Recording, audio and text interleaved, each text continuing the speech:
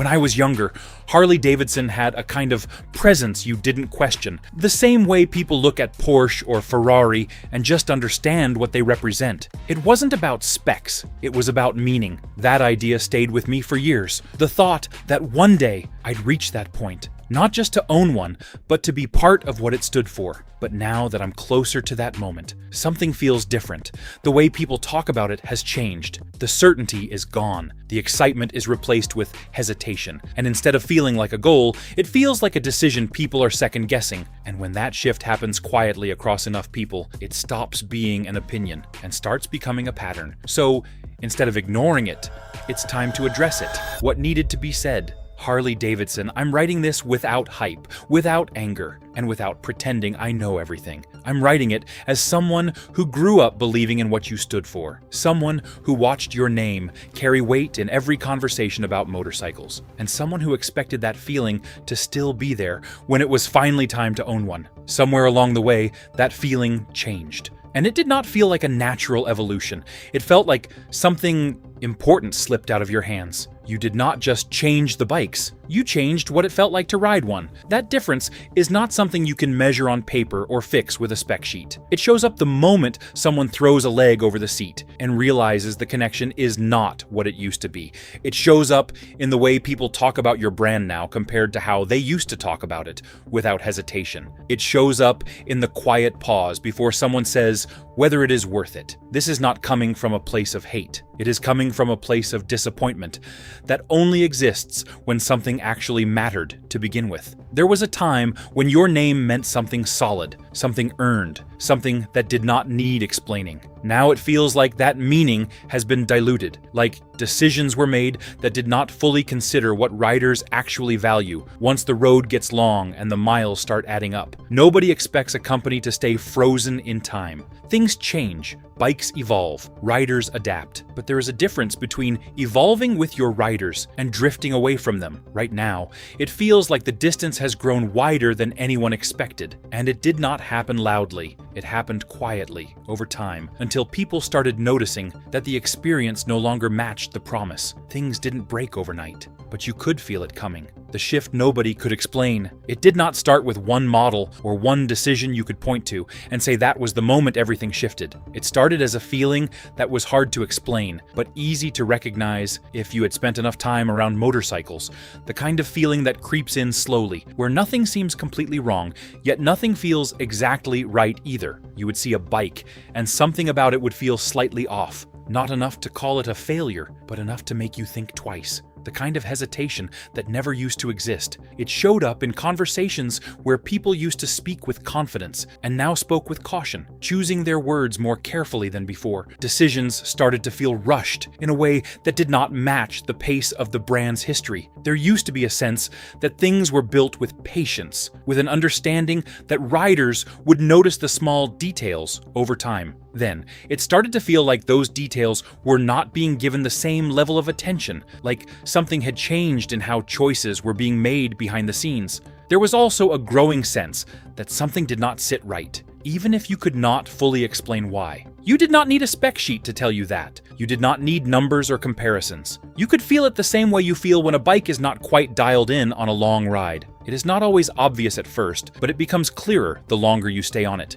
That feeling spread quietly, from one rider to another, not through headlines but through conversations. It showed up in the way people described their experiences, in the way they compared what they had expected to what they actually got. It was not loud enough to cause a sudden reaction, but it was steady enough to create doubt where there used to be certainty. To understand that feeling, you have to remember what this brand used to be. If this is already hitting close to home, take a second to like the video and subscribe for more straight answers like this. And share your take below. Real rider experience matters here, more than any headline or corporate explanation ever will. When it was more than a motorcycle, there was a time when Harley-Davidson was not just a motorcycle company. It was something bigger, something that carried meaning far beyond the machine itself. It stood for long rides that tested your endurance, for roads that stretched further than your comfort zone, and for a kind of pride that came from putting in the miles rather than just talking about them. It had the same kind of presence in the motorcycle world that brands like Ferrari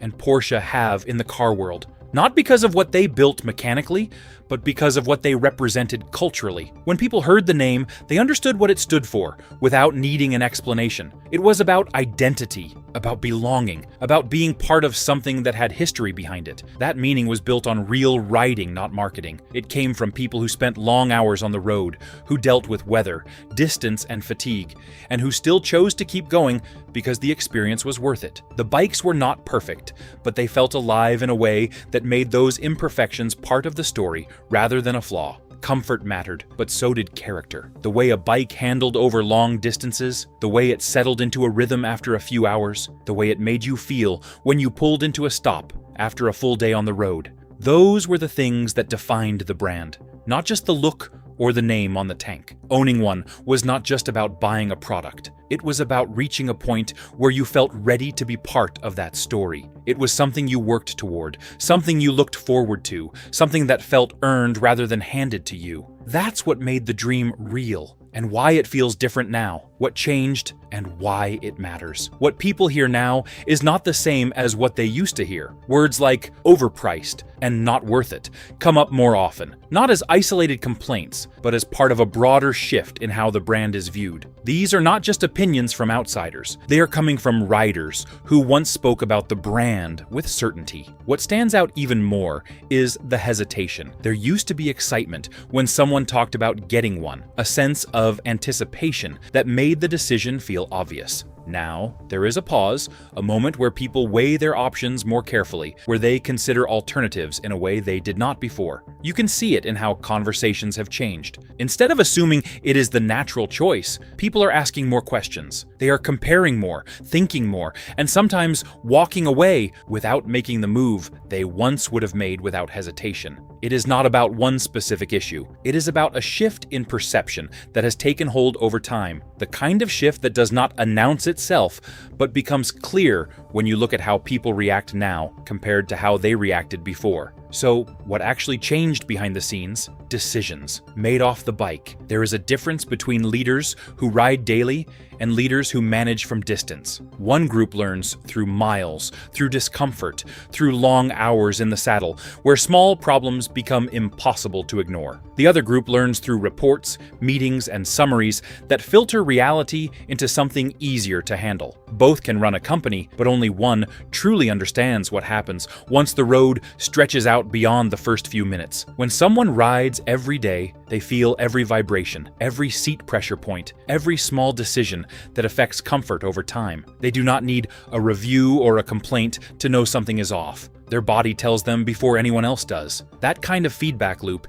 is immediate and constant, and it shapes decisions in a way that no meeting ever could. Contrast that with an approach like Royal Enfield, where leadership has been known to stay close to the riding experience itself. When the people making decisions are also living with those decisions on the road, the outcome tends to reflect that closeness. Problems get noticed earlier, and solutions tend to focus on real use rather than theoretical improvement. When that connection is missing, something important gets lost. Decisions begin to drift away from the lived experience of the rider. They start to make sense on paper, but they feel different in practice. That gap is not always obvious at first, but it becomes clear over time as more riders begin to notice the same things. If you don't feel the ride, you miss the problems. A gap like that does not stay contained for long. It works its way into every choice that follows, designed without living it. Once that distance sets in, it begins to show up in the way motorcycles are put together. Not in ways that are immediately obvious, but in the details that only reveal themselves after time on the road. Seat comfort is one of the first places riders notice it. A seat can look right, feel acceptable for a short ride, and still become a problem after a few hours. That difference only becomes clear through real use, not through design alone.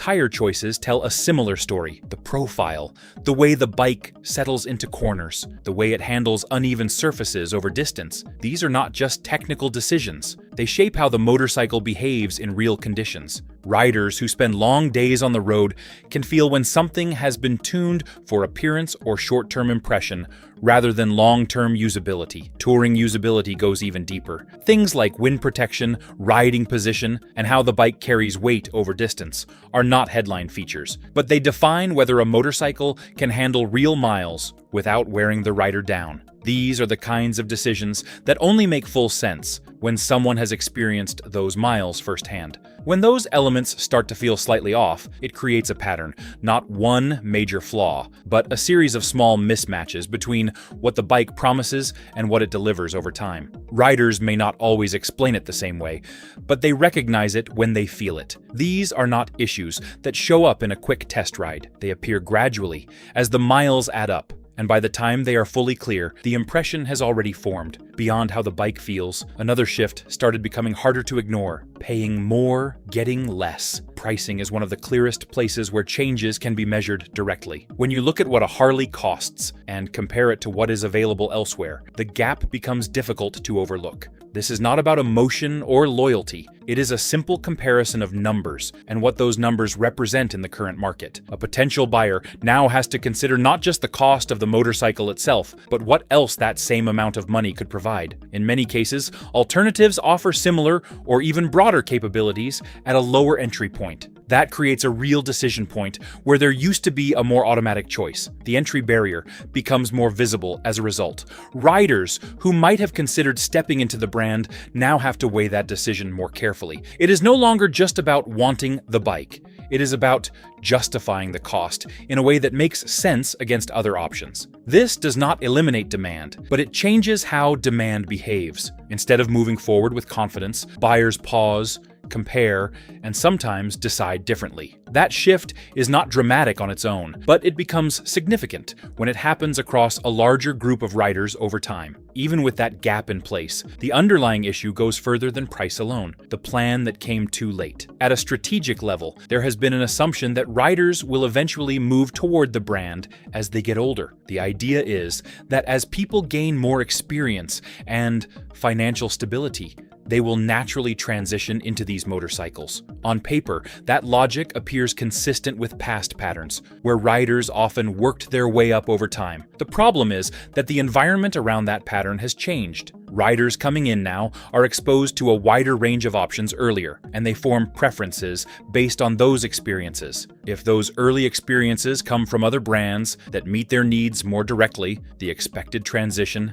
may never happen. This creates a situation where the timing no longer aligns with the strategy. Instead of riders moving toward the brand later, they are establishing loyalty elsewhere from the beginning. Once that loyalty is formed, it becomes much harder to shift, regardless of age or income. That misalignment is where the deeper consequences begin to take shape. What the market is really saying. When you step back and look at the market, the direction becomes easier to see without needing to dig through layers of explanation. Unit sales have not been holding steady the way they once did, and that shift is not hidden. It shows up year after year in ways that are consistent enough to form a pattern rather than a one-time dip. At the same time, other manufacturers are gaining ground. They are not doing it quietly either. Their numbers are climbing in regions where growth matters, and they are reaching riders who might have once been expected to move in a different direction. This is not about sudden collapse or dramatic swings. It is about steady movement that changes the balance over time. The gap between what was expected and what is happening becomes clearer when you place those trends side by side. One side holding or slipping, the other side advancing. That contrast tells its own story without needing a long explanation. It reflects choices being made across a wide range of riders, not just a small segment. Raw figures can only go so far. The real story shows up when you walk into a showroom and watch how things actually move. The silence between sales. Walk into a dealership today, and the atmosphere tells its own story without anyone needing to say a word. Bikes that once would have moved quickly are sitting a little longer, not abandoned, not ignored, but not moving with the same pace that used to define the experience. That change is subtle, but it is noticeable if you have seen how things used to work. The conversations have shifted as well. Where there was once confidence, there is now more discussion, more comparison, more hesitation. Buyers are asking different questions, taking more time, and weighing options that might not have been part of the conversation before. That shift changes the entire rhythm of the dealership floor. Salespeople feel it too. Their approach adjusts, their explanations become more detailed, and their focus shifts toward justifying decisions rather than simply supporting them. It is not about losing interest completely. It is about interest becoming more conditional, more dependent on factors that were once taken for granted. That shift reaches further than the showroom floor and begins to touch something deeper about why people ride in the first place. If you want more breakdowns like this without the corporate spin, make sure you're subscribed. There's a lot happening behind the scenes in this industry, and staying ahead of it means knowing what others either miss or refuse to say, what you can't fake. Culture is not a slogan or a logo. It is built through shared miles, through time spent on the road, and through the experiences that riders carry with them long after the engine shuts off. It forms in conversations at stops, in the way riders recognize each other, and in the quiet understanding that comes from having lived similar moments on different roads. Identity plays a central role in that. Riding is not just transportation.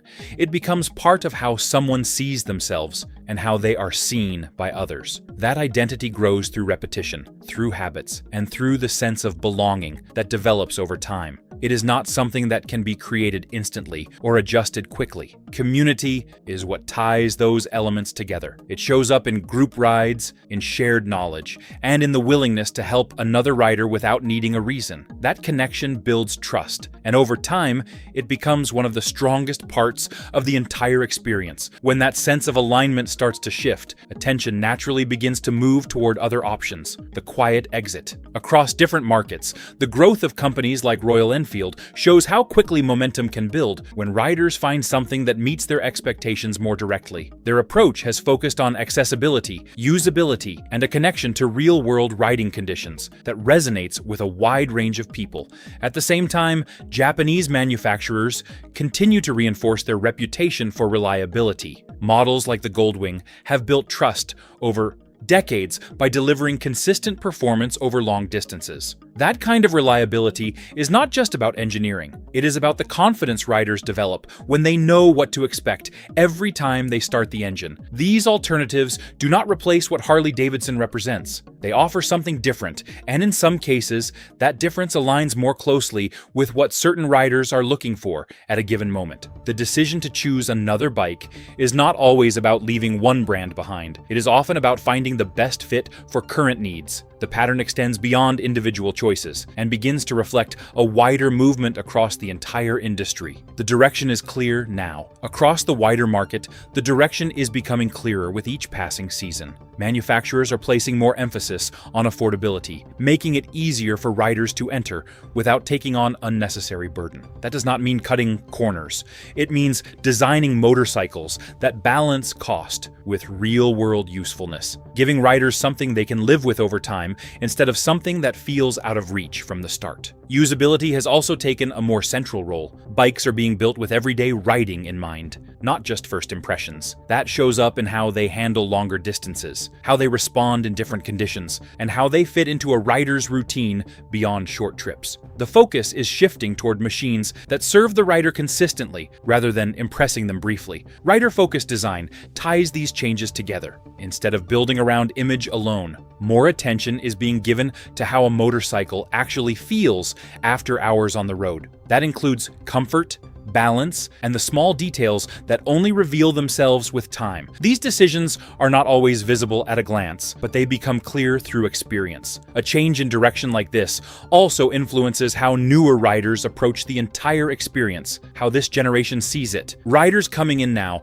are not rejecting motorcycles. They are approaching them differently. Their entry point is shaped by the options they see first, the experiences they have early, and the expectations they build along the way. That process leads them to form opinions based on what works for them in the present, not what may have defined the past. They look for practicality in ways that reflect their own routines. They pay attention to how a bike fits into their daily lives, how manageable it feels, and how it performs across a range of situations. Those factors carry weight because they influence whether riding becomes a regular part of life or something that remains occasional. Value also plays a role, not just in terms of cost, but in terms of what the rider receives in return. That includes reliability, comfort, and overall experience. When those elements come together in a way that feels balanced, the decision becomes easier. When they do not, other options naturally come into consideration. If that pattern continues, the long-term outcome becomes easier to understand. The slow fade. Looking ahead, the trajectory points toward a gradual shift in the rider base. As existing riders continue to age, the number of new entrants becomes more important than ever. If fewer new riders are stepping into the space, the overall balance begins to change over time. An aging rider base brings experience and knowledge, but it also highlights the need for continuity. Without a steady flow of new riders, the culture becomes less dynamic, and the market begins to narrow. That narrowing does not happen suddenly. It develops slowly, shaped by decisions that accumulate over the years. Fewer new entries also affect long-term stability. Demand becomes more concentrated, and growth becomes harder to sustain. That does not mean the market disappears. It means it evolves in a way that reflects who is participating and how often they are engaging with it. That realization brings everything back to the reason this was written in the first place. What you can still fix. Harley-Davidson. This is where the letter comes back to you. Not as a complaint, not as a demand, but as a reflection from someone who believed in what you represented and still wants that meaning to hold. The connection that once defined the experience can be rebuilt, but it starts with listening to the people who are out there riding, not just observing. Rebuilding that connection does not require returning to the past exactly as it was. It requires understanding what made that past meaningful and carrying those elements forward in a way that fits the present. Riders do not expect perfection. They expect honesty, consistency, and a sense that their experience matters in the decisions being made. Listening to riders again is not about collecting opinions. It is about engaging with the reality of what happens on the road, where small details become significant over time. That kind of listening shapes decisions that feel right because they come from real use, not just from planning. At the end of the day, Harley-Davidson doesn't need more marketing. It needs riders who still care enough to speak up. Because once the meaning behind a brand fades, it doesn't come back easily. If you believe this conversation matters, hit like so more riders see it, and drop your real experience below the good, the bad, and everything in between. That's the only feedback that actually counts.